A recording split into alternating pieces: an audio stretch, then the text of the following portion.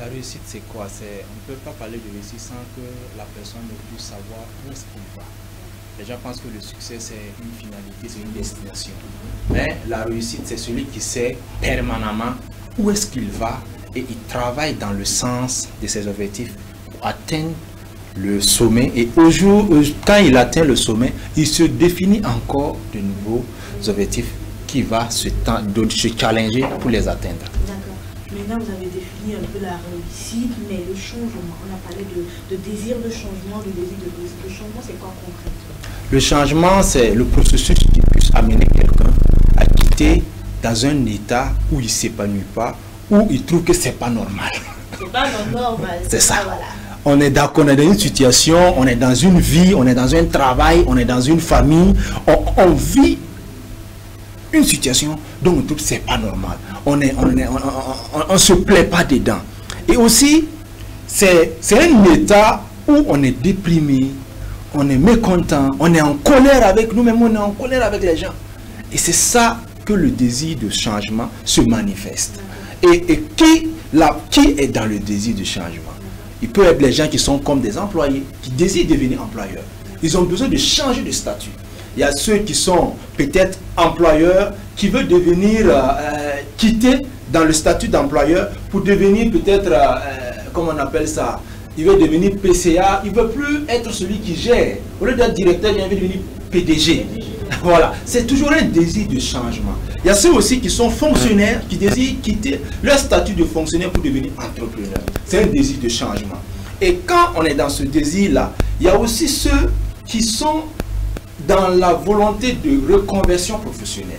Voilà, peut-être on fait un boulot et on veut changer de boulot. On ne s'épanouit pas dans ce boulot-là. Donc, ils ont besoin de changer. Et quand ils rentrent dans ce besoin, ils doivent savoir que le désir de changement ne s'arrête pas là.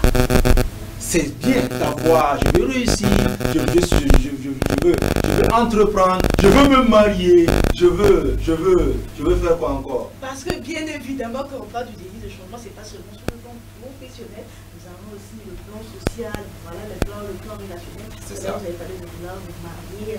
Mais bon, on ne se limite pas à ça, ceux qui veulent se marier, avec ceux qui veulent redevenir célibataires. Donc tout ça, ça fait partie du désir de changement. Bien sûr, tout ça c'est un processus. Voilà, par exemple, celui qui est célibataire, qui désire devenir marié. Et vous voyez, je vais prendre un peu l'exemple des célibataires.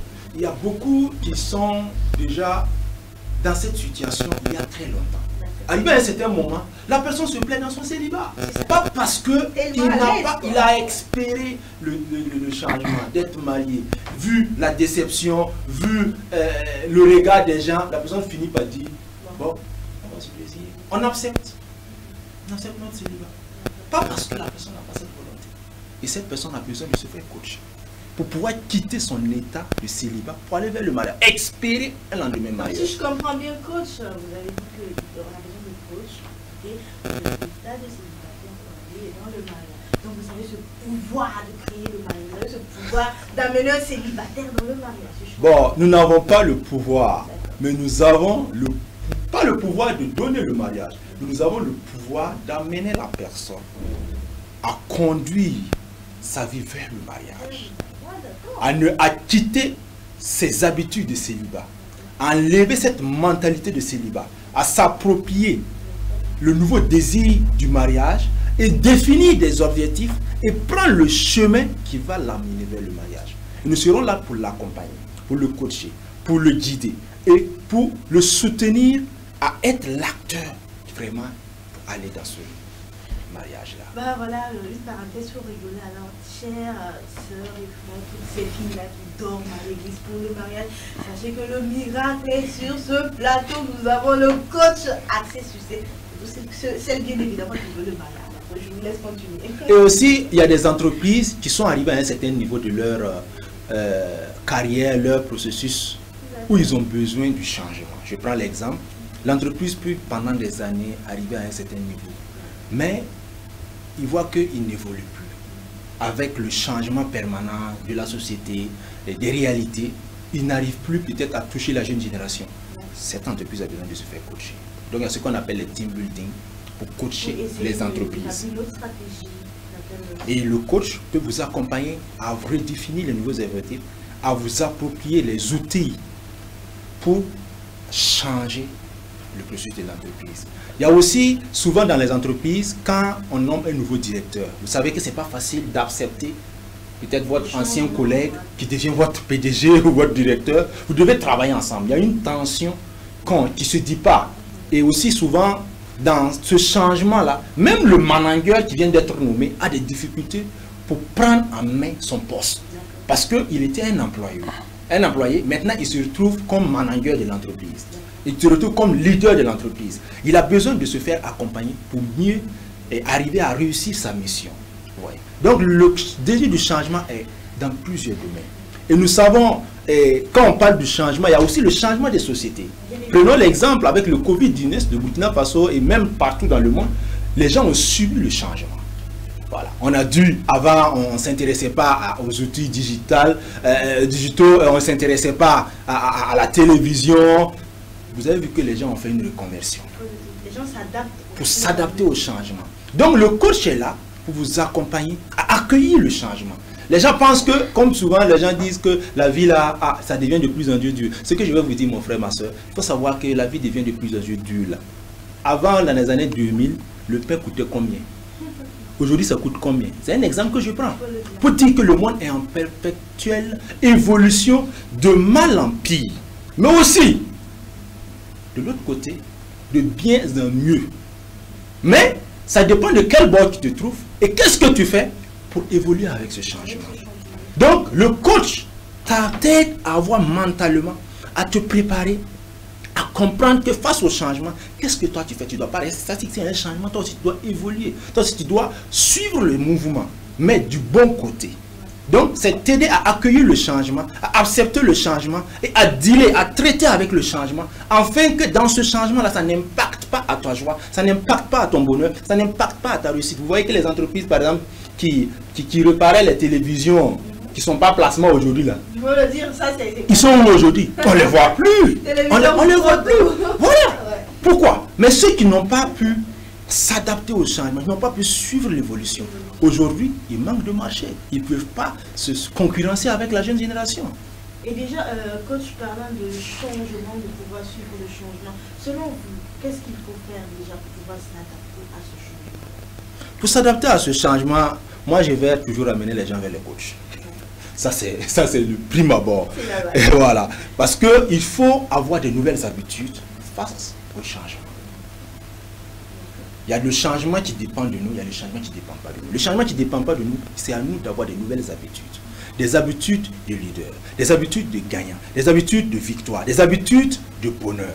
Et dans ces habitudes, comment on le fait? C'est à travers les séances de coaching qu'on va vous inculquer ces habitudes-là, qu'on va vous aider à développer ces habitudes en vous, à développer les compétences en vous pour vous permettre d'accueillir le changement et de rester compétitif et rester au sommet. Des gens vont s'étonner que dans les années 2000, ils étaient connus, ils avaient le succès. Ouais. Mais en 2010, ils n'ont pas le succès. En 2020, ils sombrent toujours. Pourquoi? Ils se posent bien la question. Ils se posent la question. Et aussi, que ce soit aussi dans le domaine de la famille. On va se demander, mais dans les années 2000, moi avec ma femme, on s'entendait. En 2010, on ne s'entend plus. 2020, là, on est sur à la porte du divorce. Pourquoi on doit se poser ces questions-là? Donc, il faut adopter de foyer, du changement déjà dans le foyer. Donc, moi, je vais prendre un exemple qui est vraiment terre à terre. Imagine en 2000, ne donnais pas 2010, non? Tu donnais 1000 francs comme popote à ta femme. 2023, tu veux donner 1000 francs, mon frère. Et au-delà de ça, vous allez voir qu'ils ne vont pas se comprendre. Et puis dans ce changement-là, vous savez, souvent je prends l'exemple de la mentalité de la prospérité, du succès. La mentalité de la prospérité, je prends l'exemple de celui qui a vécu à Ouagadougou. Il a fait ses études à Ouagadougou comme moi. Il n'a jamais fait le village. Lui, peut-être son papa allait au travail à véhicule. Par rapport à son collègue ou son cousin qui est au village, ou au village, c'est lui-même qui roulait vélo là. C'était lui le riche du village. Vous voyez la mentalité? Et cette personne, il arrive à Ouagadougou. Au lieu de se conformer au fonctionnement de la ville, il veut rester dans la mentalité du riche au village pour vivre en ville. Donc cette personne, bien qu'il va se mettre dans sa tête qu'il est riche, face à la société, il est quoi? Il est pauvre. Et c'est pour cela que nous devons nous faire coacher. Pour pouvoir arriver à utiliser les bons outils, utiliser les bonnes méthodes face au changement pour pouvoir vraiment nous épanouir. Parce que tu ne peux pas garder cette mentalité-là en vie et pouvoir évoluer. Donc cette personne il va donner 500 francs à sa femme, 1000 francs. Il va dire, mon papa, ma maman même donné ça à notre mère, mais il s'en sortait. Mais pourquoi toi, tu ne peux pas t'en sortir? Malheureusement, ce n'est pas le même contexte. Et c'est ça qui envoie beaucoup de disputes, beaucoup de distorsions dans les familles, beaucoup de problèmes dans la société. Parce que les gens ont un mindset qu'il faut retravailler, qu'il faut changer, ils doivent accepter, désapprendre les mauvaises choses qu'ils ont apprises durant leur conditionnement, durant leur enfance, durant leur génération, durant leur époque. Et s'associer, accepter qu'on les apprenne les nouvelles méthodes qui vont les aider vraiment à s'épanouir et vraiment à rester conformes face à cette société, face à cette génération, pour pouvoir vraiment réussir. Comme je dis, mon objectif est que chacun de nous puisse accéder au succès.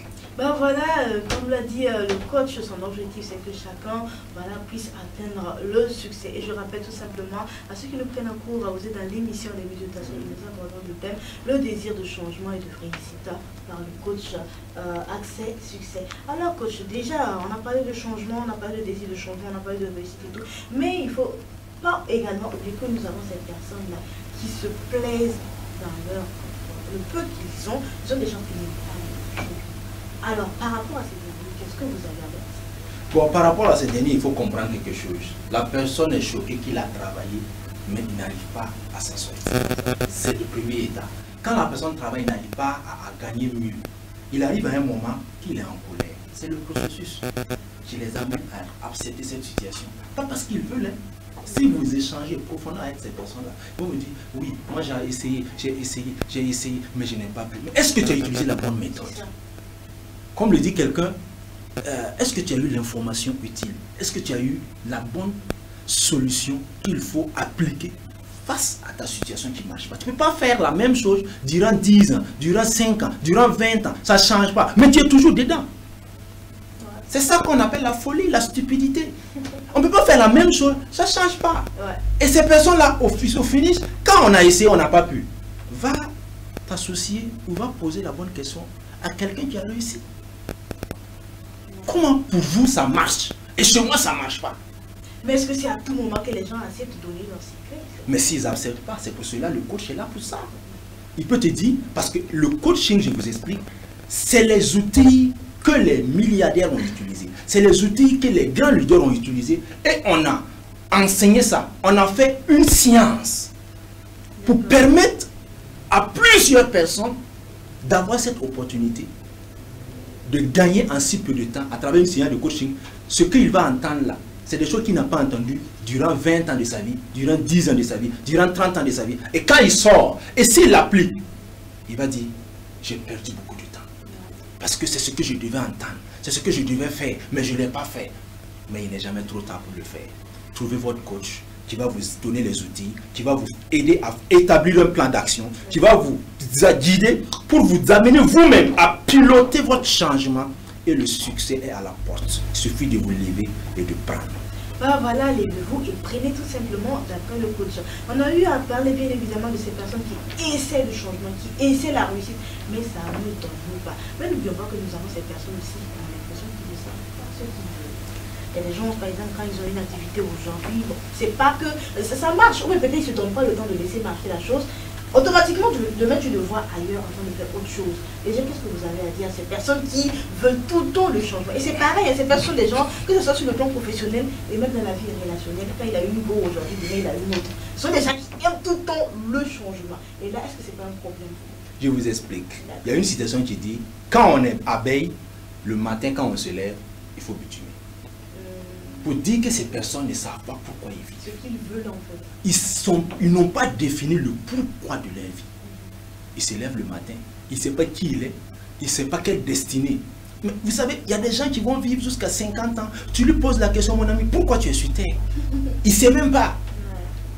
Il ne sait pas pourquoi il vit. Donc cette personne, c'est dommage. Vous ne pouvez pas dire à cette personne, vous ne pouvez pas le changer tant que lui-même, il ne rentre pas en lui-même. Il découvre qu'il n'est pas né pour être une charge à la société. Il n'est pas né pour exister seulement, mais pour vivre. Parce qu'il y a ceux qui existent et puis il y a ceux qui vivent. Exister, c'est être dans cette société sans savoir pourquoi on est là Et bon, d'autres vont dire c'est par accident, j'ai pas demandé à exister. Mais donc on vit seulement. C'est ça en fait. C'est ça le problème. Alors qu'on doit aller plus loin que ça, à définir pourquoi tu vis. Est-ce qu'ils se sont déjà même assis pour se poser la question, rentrer une nuit sans dormir, se dire pourquoi moi, Aristide Ouedraogo, je suis venu dans ce monde. Si tu lui poses la question, il va se demander, je ne sais pas, ouais, parce que maman m'a mis au monde, parce que je suis né. Donc peut-être que papa et maman, même c'est par accident, ils m'ont mis au monde, on ne m'avait pas voulu. Et mais si la personne arrive, il dit, moi je suis né, Dieu m'a mis des talents, il m'a donné des qualités, et je suis né pour impacter ma génération. Je suis né pour ne pas passer inaperçu. Je suis né pour que après moi, 10 ans, 20 ans, 50 ans, 100 ans, des générations plus tard, on puisse continuer à parler de moi. Et cette personne ne va pas vivre la vie qu'il mène. Il va commencer à sortir de sa zone de confort. Il va commencer à sortir, à trouver les hommes et les femmes qui sont destinés pour le connecter à sa destinée. Et commencer à rentrer dedans et travailler surtout avec les bons outils. Pour qu'après lui, il sait qu'il n'a qu'une seule vie. Et Jean-Paul Sartre dit que votre deuxième vie commence quand vous savez que vous n'avez qu'une. Pour dire que vous savez, vous qui ne savez pas encore pourquoi vous vivez, qu'il y a toujours cette routine-là, commencez à savoir pourquoi. Et si votre vie mérite d'être vécue, elle mérite que vous la guidez vers l'excellence, vers le succès, vers une vie qui ne doit pas passer inaperçue. Après votre mort, que des gens viennent s'arrêter pour dire cette personne, il a mérité sa vie, cette personne m'a été utile, cette personne a été utile à une société. Mais si le jour de votre mort, personne ne pleure, et même si les gens pleurent, ils pleurent pour pleurer, mon ami, tu as échoué, tu as raté ta vie, tu n'as même pas mérité que papa et maman même puissent prendre soin de toi. Parce que si tu n'étais même pas né, c'était lui. Oh, c'est fort, c'est fort, coach. Bah voilà, mais c'est comme ça en fait, il faut le dire, c'est une triste réalité, il faut savoir quand même pourquoi on existe. Mais coach, on entend souvent parler de destin. C'est des personnes qui disent, bon, moi je suis là, je suis juste le destin que Dieu a tracé pour moi. Mais à en tenir compte de ce que vous avez eu à dire tout simplement, ça veut dire que vous voulez que le destin n'existe pas, c'est chacun qui fait son chemin, si je comprends bien. Le destin, comme le dit certains coachs, c'est comme une feuille blanche. Quand tu nais, le destin, c'est comme une feuille blanche. Dieu a déjà mis tout ce que tu as besoin en toi. Donc c'est à toi de les utiliser et d'écrire ta page de l'histoire. Quand on dit écrire la page de l'histoire, c'est de savoir que ton destin là, comme ce que les gens pensent que ils ne sont pas responsables de leur vie. Ils ne sont pas responsables de leur destin. Non, tu es l'acteur. Même quand on vient dans une séance de coaching, les gens vont s'étonner, ils vont penser qu'ils vont venir, on va leur dire, bon, fais ça, fais ça, fais ça. Non, on va te dire toi, on va t'amener toi à prendre une feuille blanche, à écrire avec un bic, tu t'assois. Moi, Aristide Ouedraogo, je veux que d'ici mes 50 ans, mes 40 ans, mes 60 ans, on puisse dire ça, ça, ça de moi. C'est vous, vous écrivez votre destin. D'autres seront choqués, ils vont dire que mais, quand tu dis ça, c'est comme Dieu n'a plus de place. Non, mais qui t'a donné la vie? Dieu, c'est qui t'a déjà donné, il t'a donné la vie. Il t'a donné des talents, il t'a donné des qualités, il t'a donné des compétences. Le reste, c'est à toi de les exploiter. Sinon, d'autres seront étonnés d'arriver chez Dieu et puis dire, mais bon, tu m'as donné la vie, tu m'as donné quoi? Mais si on s'assoit, au lieu de faire le diagnostic, il trouverait que Dieu l'avait tout donné. Mais c'est lui qui a attendu, qui s'est assis. Il a croisé les bras. Il attend que quelqu'un vienne le tirer pour amener au travail. Il attend que quelqu'un vienne le tirer pour lui donner la voiture de son rêve. Il attend que quelqu'un vienne le tirer pour lui donner la maison de son rêve. Il attend que quelqu'un vienne lui dire, mon ami, mon frère, il y a travail ici, viens prendre. Il y a maison ici, viens prendre. Il n'y aura pas ça. C'est toi. C'est toi qui me regardes là, tu dois te lever. Aller vers ton destin. Écris la page de ton histoire. Et sois l'acteur de ta réussite. Vous savez, là, il y a des vies que quand il y a une éclosion intérieure, quand vous prenez un œuf, l'œuf, est-ce que quand on casse l'œuf de dehors, il y a vie? Non. Quand on casse l'œuf dehors, c'est pour faire des omelettes. Mais quand le poussin doit sortir, il doit casser de l'intérieur. Pour déjà vous faire ça comprendre que c'est vous. Vous devez éclore votre vie. C'est vous devez ne pas être une excuse pour ne pas briller. Pour ne pas être une excuse de n'avoir pas réussi. Eh bien voilà, moi franchement ça m'a beaucoup touché. C'est sûr que vous, chers téléspectateurs, vous avez également aimé les propos voilà, du coach. Comme il a dit, il n'y a pas d'excuse pour ne pas réussir. Et pour ajouter à ce qu'il a eu à dire, tant qu'on a la vie et qu'on a la santé, on a tout. Dieu nous a déjà tout donné, c'est à nous de tracer notre destin. Alors coach, le temps qu'on nous a donné après de tirer maintenant vers la fin, déjà votre dernier mot d'abord sur le thème avant de venir sur le danse. Bon, mon dernier mot c'est de dire à tout un chacun de nous de trouver son partenaire de progrès, de trouver celui qui va le booster, qui va le challenger. Commencez déjà par choisir un partenaire de progrès. Commencez déjà par choisir votre coach. Commencez déjà par choisir vos amis. Commencez déjà par choisir votre environnement, votre cercle d'influence qui vous côtoie, qui vous conseille, qui vous écoute. Commencez à changer. Commencez à changer.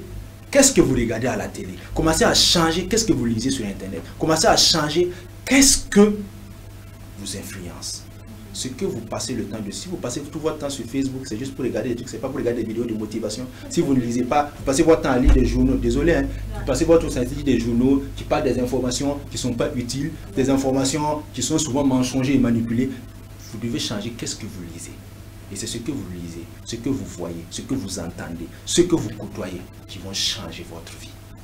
C'est le conseil que je peux vous donner. Et après avoir fait cela, trouvez-vous votre coach qui puisse vous conseiller, qui puisse vous accompagner et vous guider vers la réussite que Dieu a préparée pour vous. Ben voilà, comme l'a dit le coach, c'est vrai. On ne choisit pas sa famille, mais on a largement le choix de choisir ses partenaires, de choisir ses collaborateurs, de choisir ses amis, son partenaire de vie. Alors c'est l'occasion à travers ce thème pour vous et pour nous, bien évidemment, de réfléchir sur cela et de faire le bon choix dans nos vies.